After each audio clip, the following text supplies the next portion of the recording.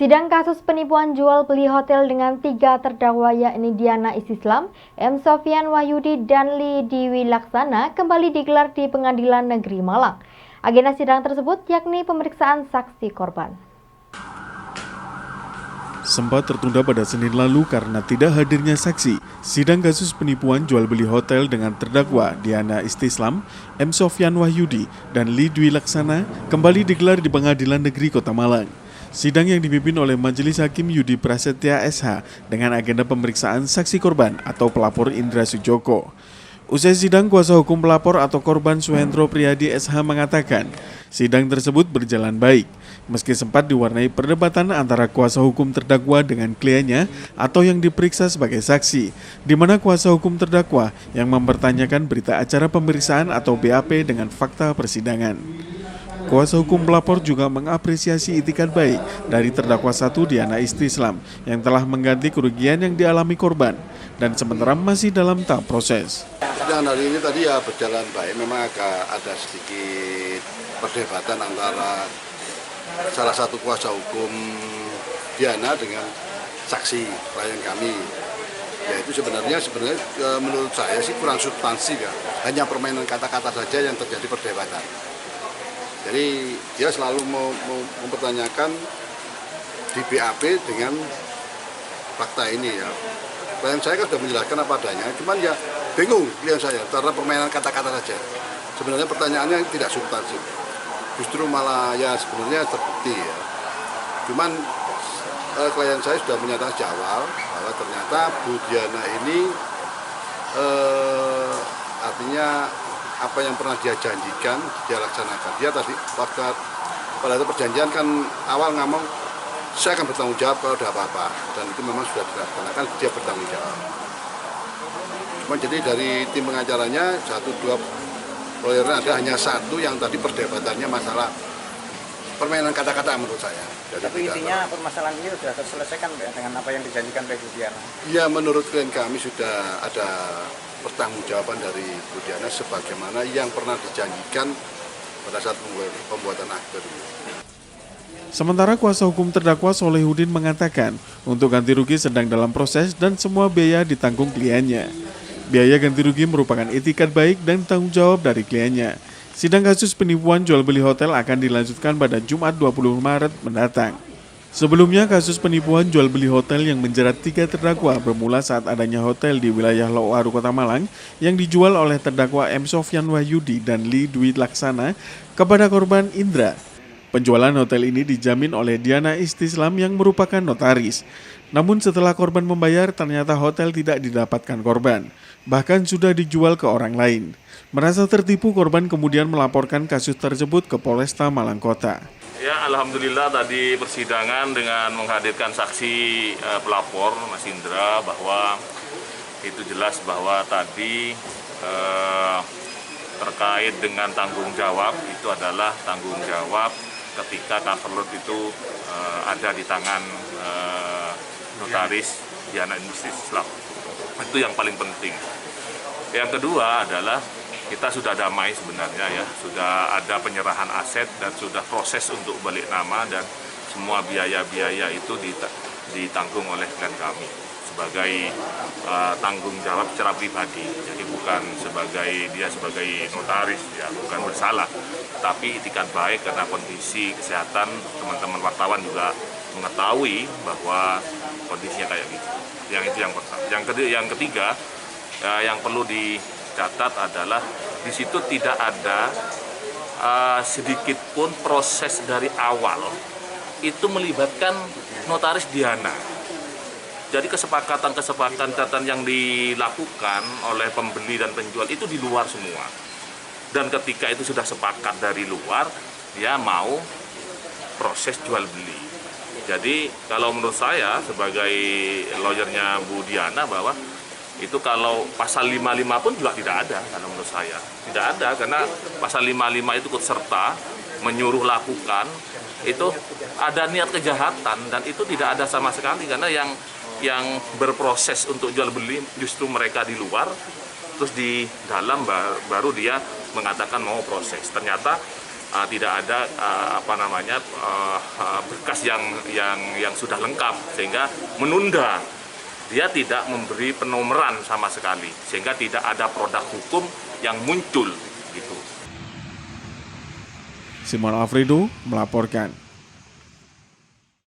Meski harga minyak goreng sudah naik, namun kelangkaan minyak goreng masih terjadi di pasar tradisional di Kota Malang. Pedagang kesulitan untuk mendapatkan pasokan minyak goreng dari distributor.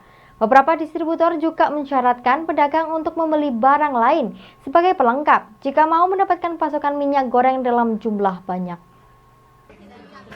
Di pasar besar Kota Malang, kelangkaan minyak goreng masih terjadi. Tidak semua pedagang mendapatkan pasokan minyak goreng dari distributor. Salah satunya adalah Hanifah. Ia menjadi salah satu pedagang yang beruntung mendapatkan pasokan minyak goreng.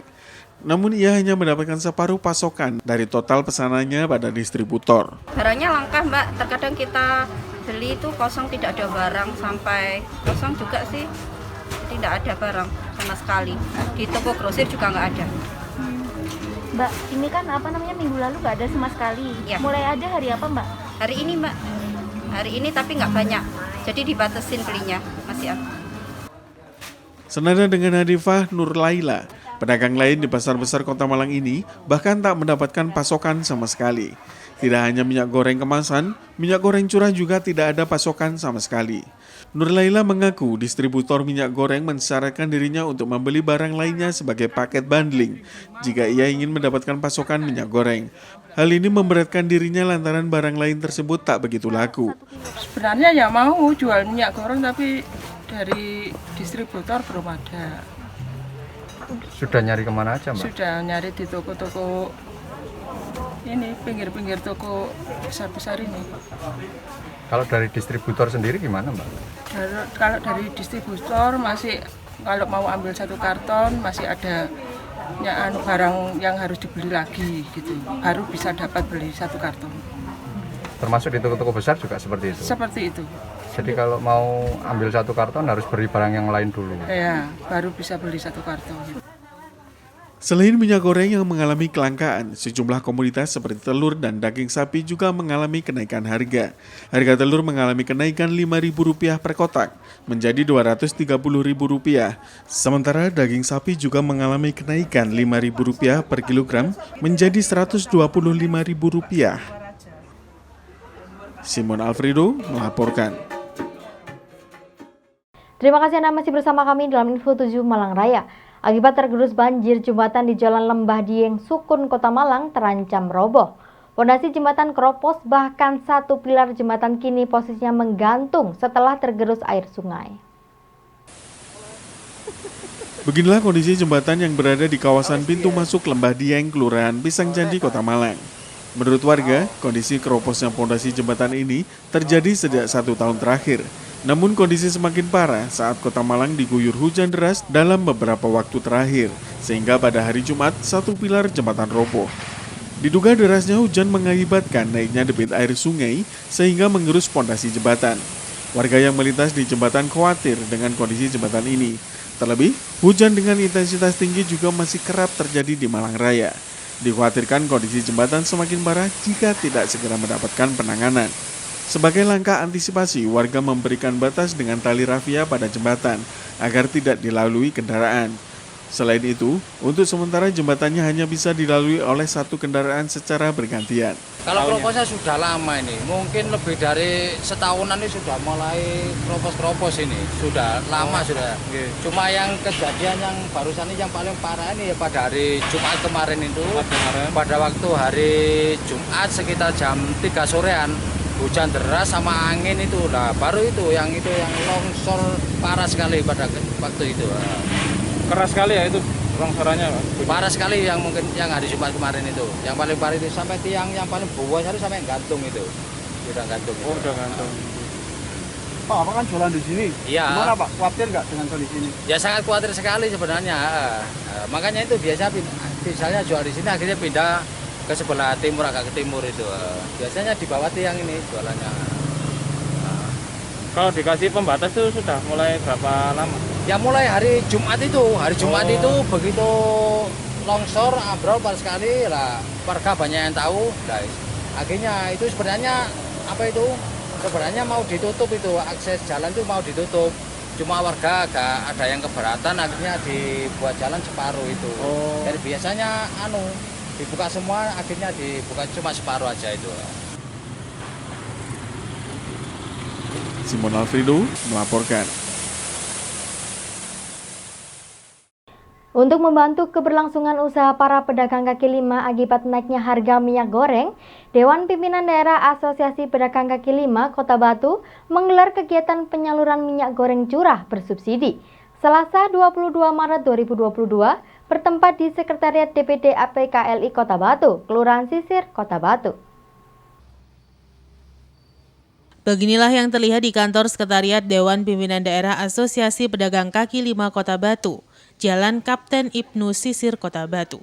Ratusan warga mendatangi kantor DPD APKLI Kota Batu yang akan menyalurkan minyak goreng curah bersubsidi kepada para pedagang kaki lima di Kota Batu. Untuk harga minyak goreng curah dipatok Rp14.400 per liter dan Rp15.500 per kilogram. Saat ini DPD APKLI bekerjasama dengan Disperindak Kota Batu menyalurkan 4 ton minyak goreng untuk para pedagang kaki lima di Kota Batu.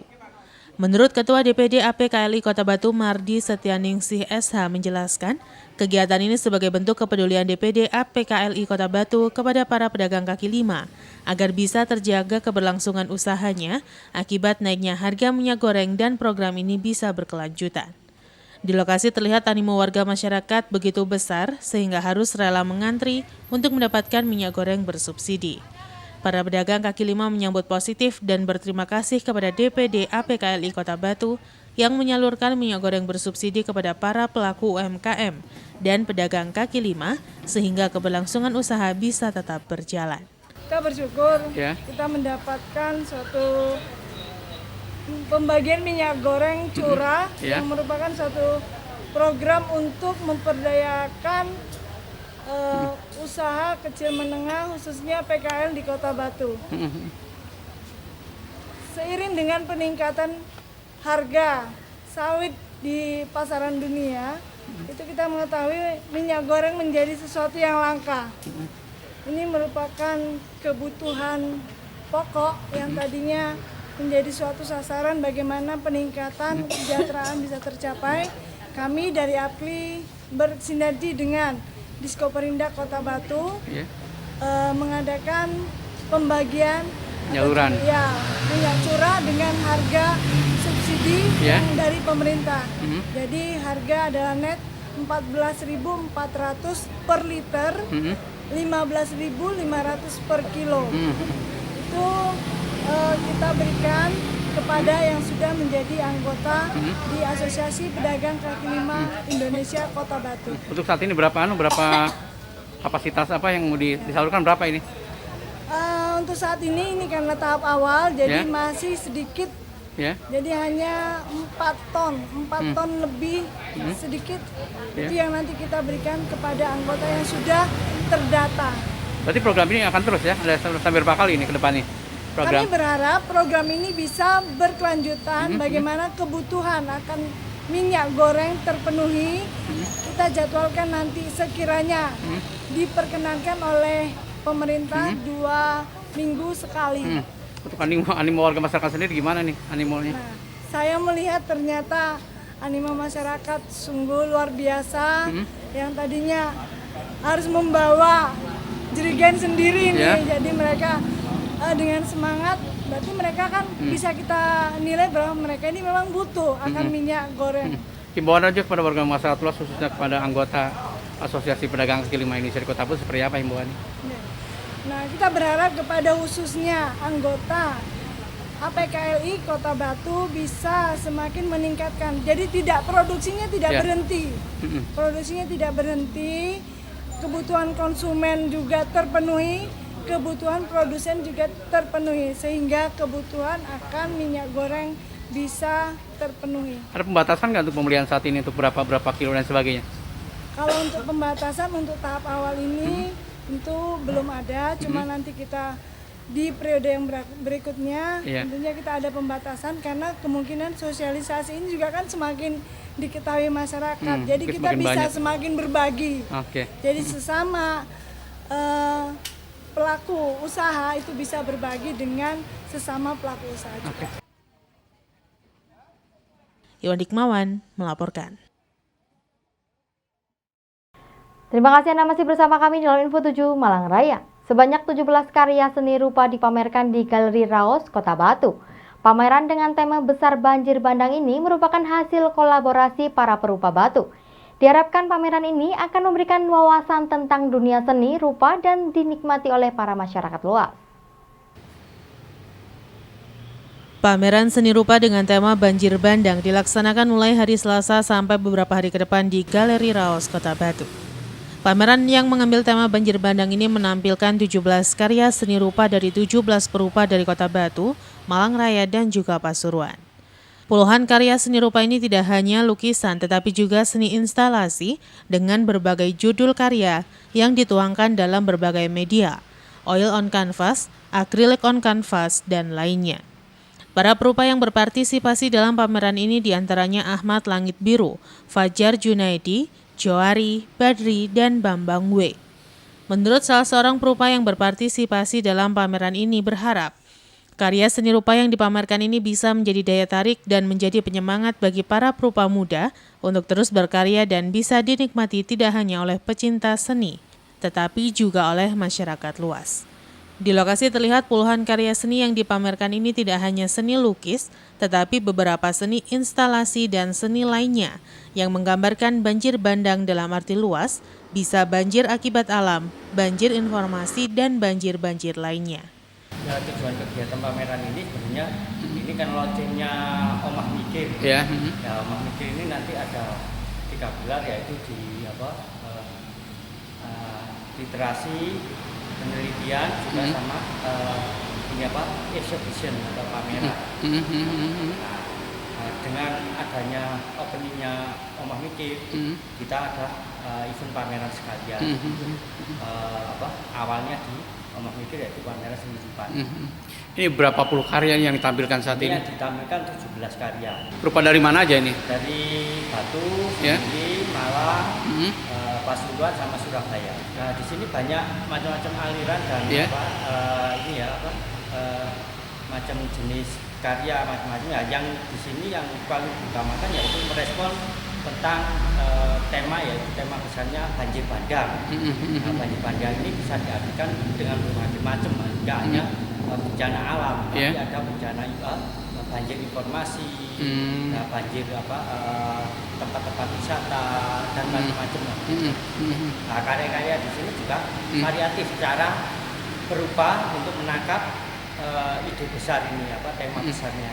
Animo masyarakat di sini sudah sangat baik sekali ya untuk apresiasi bidang seni ini sudah banyak sekali. Bahkan anak muda-muda di Galeri Raos ini saat dia pameran ini tidak pernah ada sepinya. Nah, sekarang juga ada komunitas-komunitas yang istilahnya bikin konten di TikTok di Nah, ini juga akhirnya membantu kita untuk mempromosikan bahwa Batu ini adalah seni, tempatnya seni dan banyak perupa-perupa yang benar-benar potensial. Himbauan kita di sini ya kita selalu berkreasi terus, mencari ide-ide gagasan yang menarik, juga mengeksplor lingkungan dan berbagai macam karyanya lebih variatif dan banyak pola-pola yang membuat kita terkejut dan bisa membuat sesuatu yang lebih baru lagi, dinikmati oleh semua masyarakat luas. Itu nggak terbatas dari orang-orang seni atau pengamat seni atau pecinta seni. Semua kalangan bisa menikmati hasil karya seni rupa yang ada di Kota Batu. Iwan Dikmawan melaporkan.